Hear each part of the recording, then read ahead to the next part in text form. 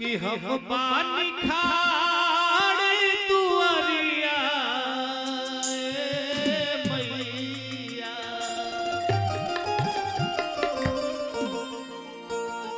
कि हम पानी खाड़े तुअरिया भवानी मैया खोला ना हो केवाड़े भवानी मैया खोला ना हो केवाड़े हम पानी खाड़े तुअरिया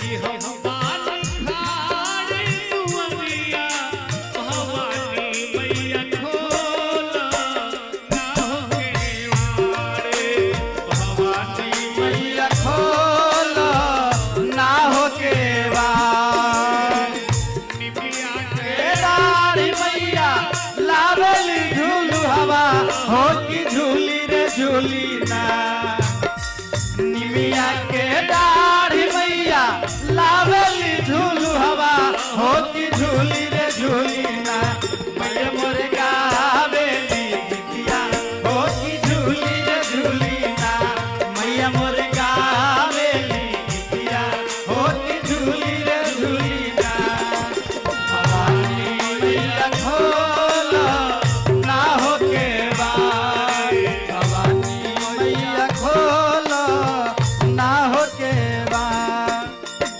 श्रद्धा भक्ति सजा के भक्त दरबार में पहुंचला एक हाथे झूलावा दूसर हाथे झूलावा ललकी चुनरिया चटकार ए माई हो ललकी चुनरिया चटकार ए माई हो ललकी चुनरिया चटकार एक हाथे झूलावा एक हाथे झूलावा दूसर हाथे झूलावा ललकी चुनरिया चटकार ए माई हो ललकी चुनरिया चटकार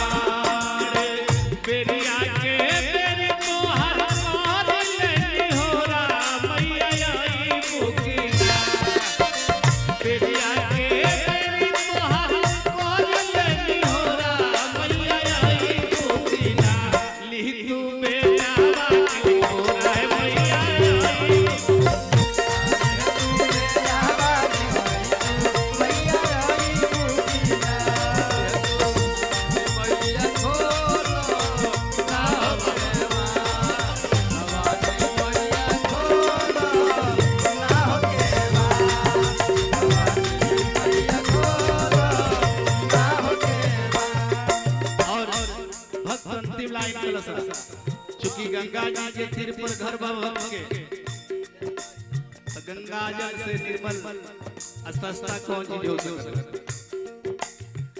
गंगा जी के पनिया चढ़िया खरीदी बेटा पकड़बू पगार। हे माई हो बेटा पकड़ऊ पगार। हे माई हो बेटा पकड़ऊ पगार। गंगा जी के पनिया चढ़िया खरीदी बेटा पकड़बू पगार। हे माई हो बेटा पकड़ऊ पगार। हे माई हो बेटा पकड़ऊ पगार। गावेला भजनिया बिनैया गावेला भजनिया बिनैया भवानी मैया खोला ना हो केवाड़। मैया खोला ना हो केवाड़। भवानी मैया खोला ना हो केवाड़। भवानी मैया खोला ना हो